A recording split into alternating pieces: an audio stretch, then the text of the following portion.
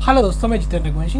दोस्तों, मैं आपके बीच एक नया जीएसटी का वीडियो लेकर आया हूँ। आज मैं आपको थोड़ा ई इनवॉइसिंग के बारे में कुछ बताना चाहता हूँ। दोस्तों, आपने ई इनवॉइसिंग के बारे में कुछ सुना ही होगा और मैं आपको एक ब्रीफ में इसका थोड़ा नॉलेज देना चाहता हूँ। तो दोस्तों, ई इनवॉइसिंग एक इलेक्ट्रॉनिक इनवॉइसिंग का सिस्टम है। मतलब आपका जो इनवॉइस बनता है B2B इनवॉइस, स्पेशली B2B की बात करेंगे हम, वो आपके GSTN से अथेंटिकेट होता है। और एक इनवॉइस रजिस्ट्रेशन पोर्टल होता है जो आपके इनवॉइस को अथेंटिकेट करता है और एक यूनिक IRN नंबर जनरेट करता है हर B2B इनवॉइस के लिए।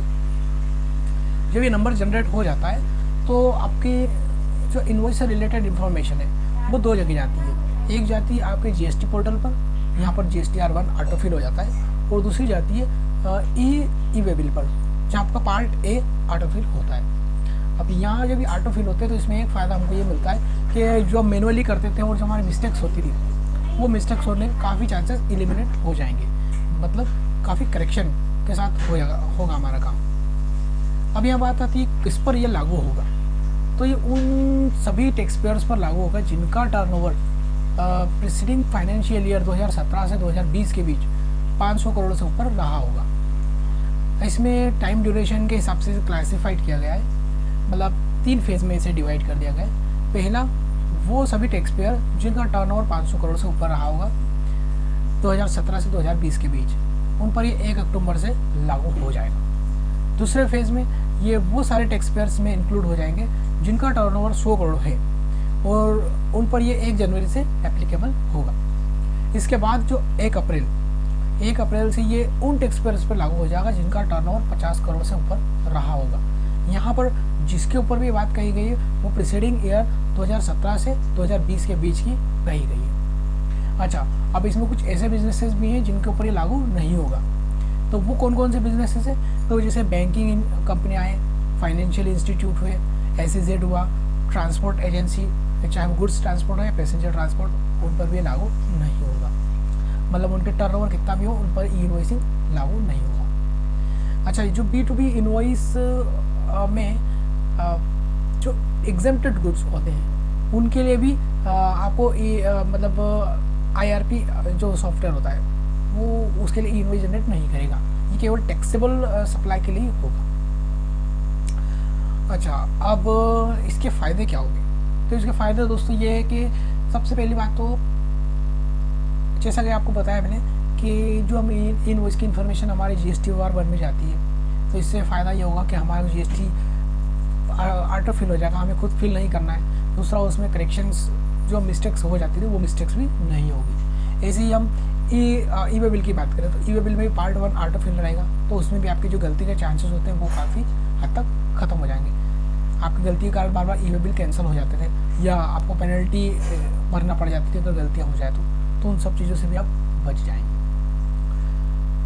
इसके बाद जो फेक इन्वॉइसेस बनते थे वो फेक इनवॉइस भी काफ़ी हद तक ख़त्म हो जाएंगे, क्योंकि जितने भी बिल बनने वाले हैं जो बड़े बड़े बिजनेसेस बनाते हैं तो वो सब आपके इनवॉइस रजिस्ट्रेशन पोर्टल पर ही बनने वाले हैं। तो सिंपल सी बात है, कोई फेक इनवॉइस तो बनने के चांसेस रहेंगे ही नहीं। वो सारे इनवॉइसेस हैं वो ऑफिशियल्स जो टैक्स ऑफिशियल्स होते हैं वो इसे देख भी पाएंगे रियल टाइम में। और ये डाटा जो ट्रांसफ़र होगा ये रियल टाइम में ट्रांसफ़र होगा। मतलब इमीडिएट आपने बनाया उसी समय आपका डाटा GSTR1 और ई वेबिल पोर्टल पर दिख जाएगा।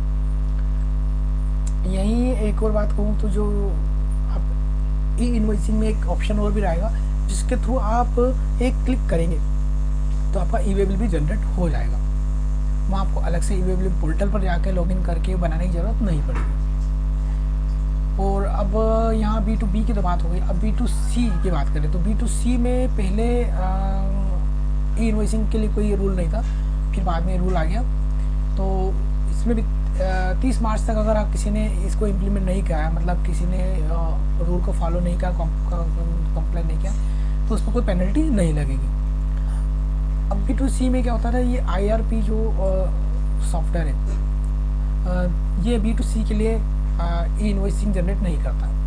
तो इसके लिए जो बिजनेसेस हैं वो उन्हें खुद अपने एक QR कोड जनरेशन मशीन से एक QR कोड जनरेट करना पड़ेगा। तो B2C के लिए QR कोड में क्या रहेगा कि जो आपका पेमेंट है वो पेमेंट इलेक्ट्रॉनिकली वे में ट्रांसफ़र हो। बस इस चीज़ को गवर्नमेंट ने प्रमोट करने के लिए B2C के लिए एक QR कोड जनरेट किया है। मतलब उस QR कोड को आप स्कैन करेंगे तो आप उसमें पेमेंट कर सकेंगे और डायरेक्ट पेमेंट करो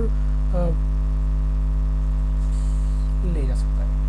ठीक है, मतलब जब आप स्कैन करेंगे तो आप डायरेक्ट पेमेंट कर सकेंगे, तो ये पेमेंट के लिए उसे प्रमोट किया गया। तो दोस्तों ये था B2B इनवॉइस और B2C इनवॉइस के बारे में।